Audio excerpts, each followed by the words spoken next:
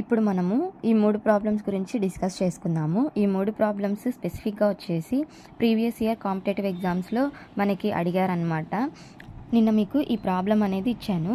తీసుకుందాం. 3/5 హాఫ్ అంటే into 4/7 into 5/9 into 21/24 into 504 అనమాట. ఇదంతా మనం కనుక్కోవాలి ఇప్పుడు.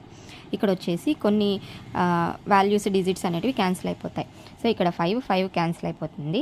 Next 3 1s 3 3s next 3 1s 3 7s 7 cancel అయిపోయింది. 4 1s 4 6s అనమాట. ఇప్పుడు మనకి ఏమని మిగిలింది? 504 న్యూమరేటర్లో మిగిలింది, డినామినేటర్లో 6 ఉందన్నమాట. దీన్ని సాల్వ్ చేస్తే 6 8s 48, నెక్స్ట్ 2 రిమైనింగ్ ఉంటుంది, 6 4s 24 అనమాట. ఆన్సర్ అనేది 84 బీక్యూ ఫామ్లో ఉంది కాబట్టి ఈ కింద దాన్ని a³ + b కొని, సో ఇది క్యాన్సిల్ అయిపోయి మనకి ఏమని మిగులుతుంది? 1/x + y మిగులుతుంది.